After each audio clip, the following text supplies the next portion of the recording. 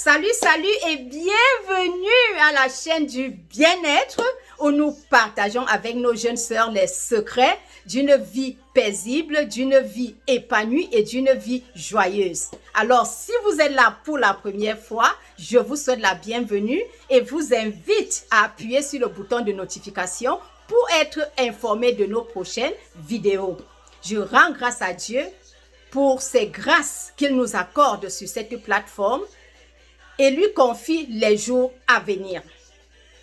Aujourd'hui, comme toujours, je vous invite à découvrir d'abord notre boutique New World Wellbeing que nous avons en ligne où vous allez trouver pas mal de produits pour harmoniser votre vie de bien-être.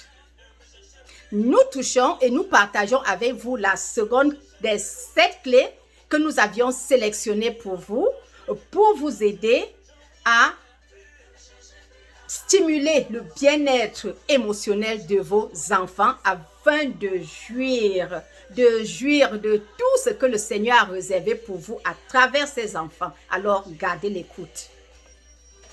La deuxième clé, c'est l'importance du cerveau collectif dans le couple pour le bien-être émotionnel de nos enfants.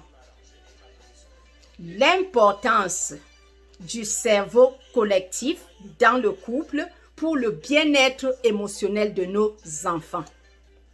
Alors, sachant que sur cette plateforme, nous parlons de destinée, nous parlons de gloire, alors, nous savons que le mariage est une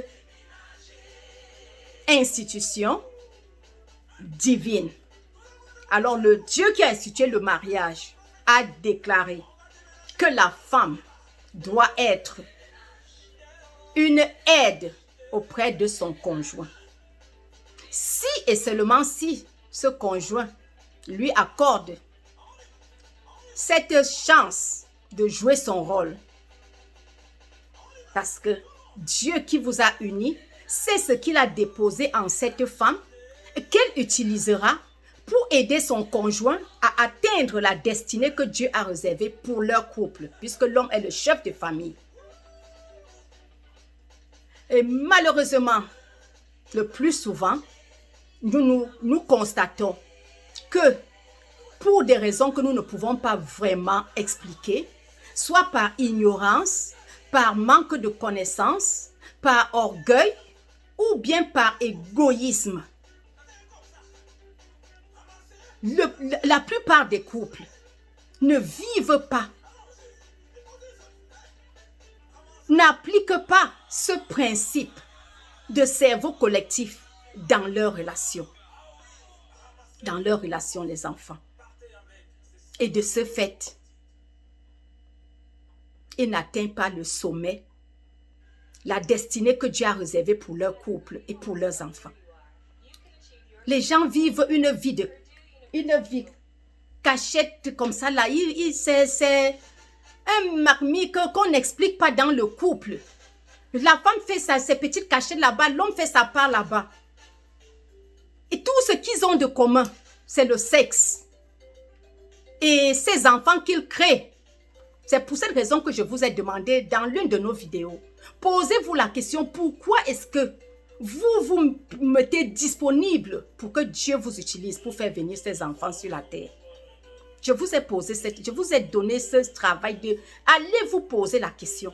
Parce que nous nous rendons compte que la plupart des couples, tous ceux qui ont de cerveau collectif, c'est le sexe là et créer les enfants. Mais le reste, c'est l'individualisme total. Et à long terme, ils n'atteignent pas la destinée que Dieu a réservée pour eux, pour ses enfants, et les pauvres enfants souffrent. Par contre, la minorité qui a compris ce secret ne regarde même pas le niveau intellectuel.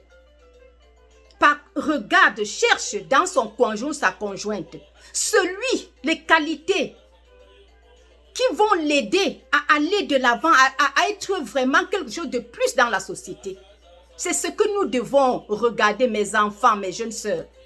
Pour ceux qui ne sont pas encore engagés, N'allez pas, n'épousez pas quelqu'un parce que tout simplement parce que vous l'aimez.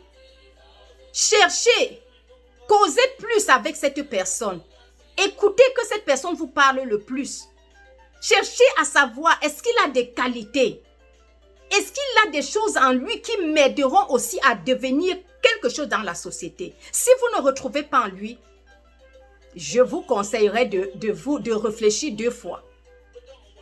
Et pour vous qui êtes déjà dedans, priez, donnez le meilleur de vous-même pour amener votre conjoint, votre conjointe à vous mettre ensemble pour vraiment jouir de cette grâce que Dieu a réservée pour les couples et atteindre le sommet de la destinée de votre mariage pour l'avenir de vos enfants.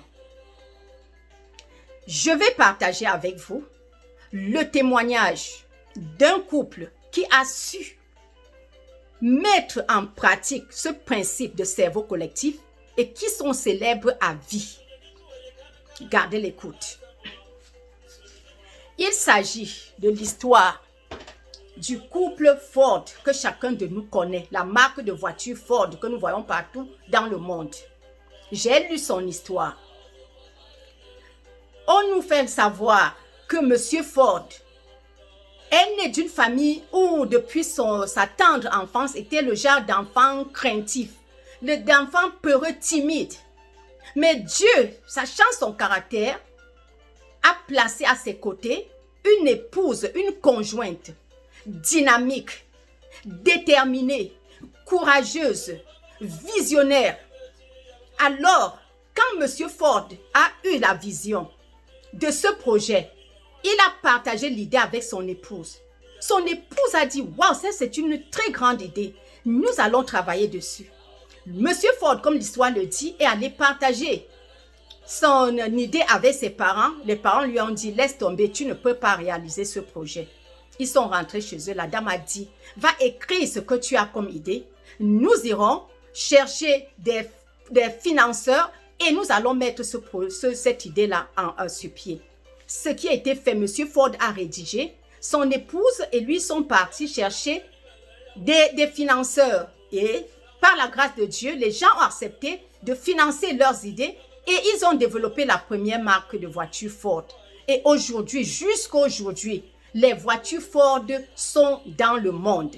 Voilà un couple qui a su exploiter, mettre le principe de cerveau collectif dans leur couple pour le bonheur de leur famille et pour un avenir meilleur pour leurs enfants. Que cet exemple vous édifie, que le Saint-Esprit vous aide et qu'ensemble que vous puissiez aussi faire la même chose pour l'avenir de vos enfants et pour la gloire de Dieu, pour la société. Bon début de week-end, bon début de semaine et que la grâce nous accompagne.